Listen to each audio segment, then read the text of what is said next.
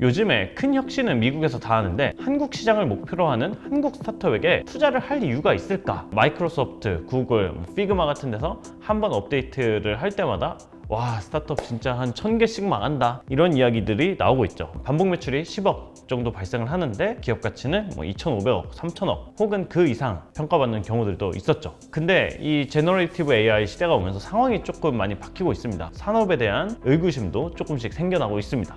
안녕하세요, 태용입니다. 이번 영상에서는 AI 시대에 제가 재미있게 보고 있는 변화들과 AI 시대를 맞이하여 트렌드를 보기 위해 한번 와보시면 좋을 경기 스타트업 서밋, 사우스 서밋 코리아에 대해서 소개를 드리도록 하겠습니다. AI 시대가 오면서 스타트업 업계에 여러 가지 목소리들이 나오고 있습니다. 현재 벤처 투자 동향을 보면은 AI가 붙은 것들에게만 대부분의 자본들이 몰리고 있는데요. 제가 실리콘밸리에서 데모데이 같은 데 가봐도 한 30개 팀이 나오면은 한 27개 팀이 우리는 AI 회사다 이러고 있습니다. 한국 벤처 투자자 분들께 많이 듣는 얘기 중에 하나가 요즘에 큰 혁신은 미국에서 다 하는데 한국 시장을 목표로 하는 한국 스타트업에게 투자를 할 이유가 있을까? 라는 이야기입니다. 살펴보면은 AI 시대의 중요한 거대 모델, 파운데이션 모델들은 거의 대부분 미국에서 만들어지고 있죠. 퀄리티를 쫓아가기가 어려울 정도고 AI를 활용한 에이전트 어플리케이션을 만들어 보려고 해도 이런 사업들은 애플 인텔리전트나 제미나이가 탑재된 안드로이드에서 그냥 다 할 것 같고, 한국어에 특화된 서비스를 만들어도 이제는 언어 장벽이 거의 다 허물어졌죠. 한국어 특화된 거대 언어 모델, 이런 것들이 과연 괜찮을까 하는 시선들도 굉장히 많습니다. 그리고 PPT 자동 생성 스타트업, 그리고 문서 자동 생성 스타트업, 이런 것들이 한 1년 전쯤에 굉장히 많이 나왔는데 마이크로소프트, 구글, 피그마 같은 데서 한번 업데이트를 할 때마다 와, 스타트업 진짜 한 1000개씩 망한다, 이런 이야기들이 나오고 있죠. 분명히 이렇게 요동치는 AI 시장에서 기회가 있을 것 같은데, 왜냐면 과거부터 이렇게 생겨나는 회사도 많고 망하는 회사들도 많은 이런 지각 변동하는 판에서 엄청나게 큰 회사들이 나오곤 했으니까 분명히 여기서 그래도 뭔가 있을 것 같은데, 그래도 창업을 한다면 이렇게 지각 변동이 일어나는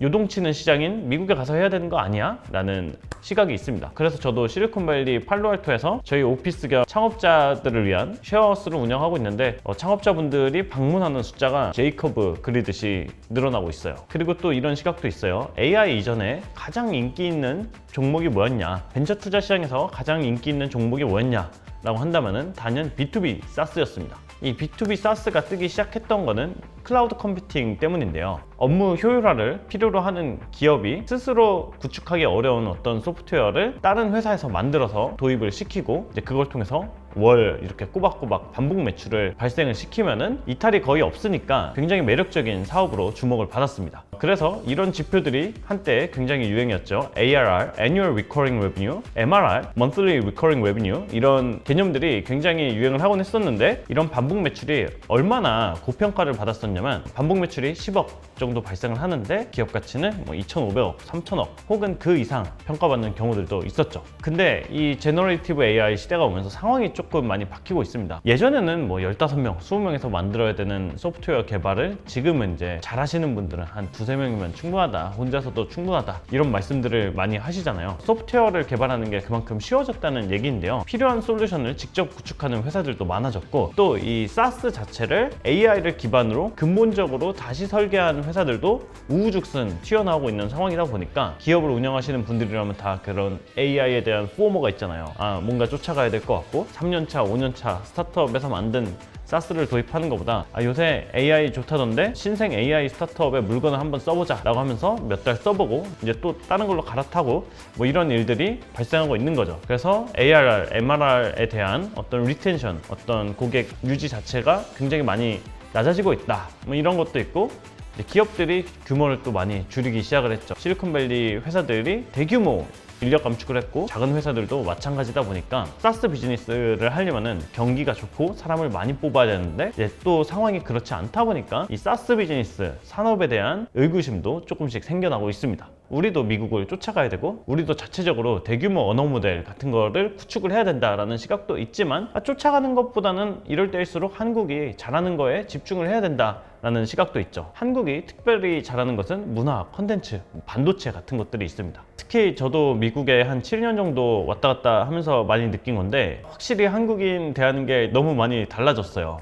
뭐 예를 들어서 집에 백완공 분을 불렀는데 이제 백완공 분이 한국인이냐? 그렇다라고 했더니 막 그런 아이유에 대해서 물어보고 이런 경우들이 좀 왕왕 있더라고요. 그래서 되게 신기한데 요즘에 그 벤처 투자자분들이 이런 말씀을 하세요. 한국에서 뭐 B2B 사스 하는 것보다 지금 뉴욕에 보면은 정말 매출 수백억 이상씩 올리는 K푸드 뭐 스타트업이라고 부를 수도 있고 그냥 정말 열심히 인생을 바꿔보고자 음식을 만들어서 파시는 분들이 있는데 이제 그런 분들 중에서 수십억, 수백억 그냥 매출을 내시는 분들이 굉장히 꽤 많이 있어요. 요즘에 LA에서는 한국인이 운영하는 카페가 유행이라고도 하죠. 캘리포니아에 있는 필즈 커피 이런 데 가면은 좋긴 한데 맛있고 근데 주문하면은 한 10분 걸리거든요. 한국 그 카페 가서 주문을 하면은 그냥 바로바로 나오는데 그런 부분들에 대해서 고객들이 감동을 하고 그리고 인테리어도 정말 인스타그램업을 하게 되어 있고 이런 부분에서 갖는 강점이 테크 스타트업에 투자하는 것보다 매력적일 수 있겠다 이런 생각을 하시는 분들이 꽤 많이 계십니다. 어찌됐건 AI 시대가 와서 빅테크 기업들이 세상을 다 집어삼킬 것 같고 이제 사업 기회는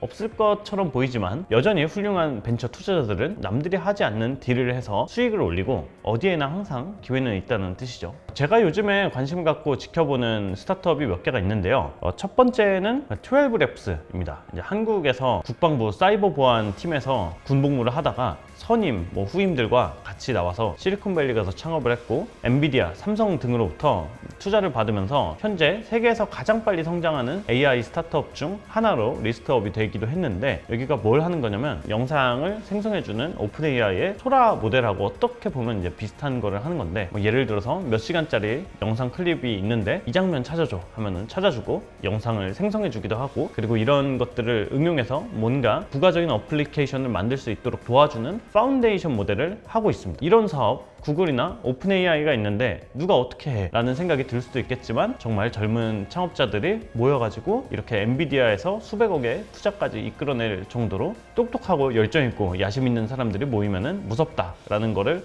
보여주고 있는 회사라고 볼 수 있겠죠. 그리고 한국 스타트업 중에는 리튼이라는 회사도 굉장히 주목할 만한데 이 회사는 주로 한국어 중심의 LLM을 하는 회사인데 최근에는 일본에도 진출을 해가지고 굉장히 빠르게 성장을 하고 있는 걸로 알고 있습니다.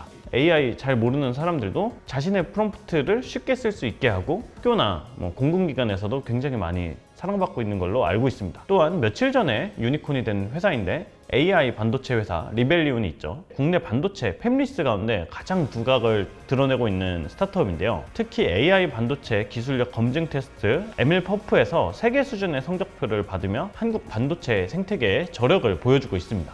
또 주목받고 있는 회사 중에 자율주행 개발과 관련된 시뮬레이션 플랫폼을 개발하는 스타트업으로 모라이라는 회사가 있습니다. 모라이의 핵심 기술은 정밀지도 데이터 기반으로 디지털 트윈을 자동으로 생성을 해주는 건데요. 네이버, 현대자동차, 카카오 벤처스 등 주요 기업들이 모라이에 투자한 것을 보면은 기술력이 꽤 대단하다는 것을 알 수 있습니다. 이제 이런 변화의 중심에서 여러분들께 소개해드릴 행사가 경기도에서 최초로 열리는 경기 스타트업 서밋 사우스 서밋 코리아입니다. 글로벌 플랫폼인 사우스 서밋과 함께해서 최초로 아시아에서 열리는 AI 스타트업 행사인데요. 2012년 출범 이후 남유럽 최대 규모의 스타트업 박람회로 자리매김한 사우스 서밋은 13조 원 이상의 누적 투자 유치와 7개 이상의 유니콘 기업 배출이라는 놀라운 성과를 이뤄냈습니다. 글로벌 창업 생태계를 선도하는 이들의 노하우가 경기도에 전해져서 더욱 기대되는 행사입니다. 제가 앞서 언급했던 스타트업들 중에서 리튼과 리벨리온, 모라이도 참석을 하고 재미난 관전 포인트들이 많아서 기대되는 부분들이 많은데요. 이게 참 AI 시대에 아시아가 참 복잡 미묘합니다. 대부분의 AI 혁신들은 미국에서 먼저 일어나고 시간차를 두고 한국에서 오는데 미국에서 먼저 아이폰이 일어나고 한 2, 3년 시차를 두고 이제 한국에 비슷한 것들이 상륙을 하고 특히 스타트업들에게는 중국 시장이라는 접점이 되게 많이 사라졌지만 그런 뉴스들 있잖아요. 중국의 AI가 미국 못지않다. 어떤 부분에서는 미국보다 나은 부분이 있다. 이런 이야기들도 있고 그리고 스타트업이 상대적으로 덜 성장했다는 일본에서도 얼마 전에 한국에도 없던 최초의 언어 모델로 유니콘이 된 기업이 나왔죠. 이렇게 중국이 다르고 일본이 다르고 근데 또 이렇게 동남아를 보면은 이제 저희도 이후 베트남이 있는데 베트남어는 그 데이터가 좀 적고 그리고 소득 수준이나 이런 부분들이 GPT의 프로 모델을 쓰기에는 아직 조금 어렵다 보니까 약간은 이렇게 생성형 AI 기능들이 잘 작동하는 것들이 별로 없습니다. 인도네시아도 어느 정도 일부 그런 부분들이 있고, 반면 인도에서는 공대가 굉장히 발달했고 영어를 많이들 잘하시기 때문에 AI 스타트업 붐이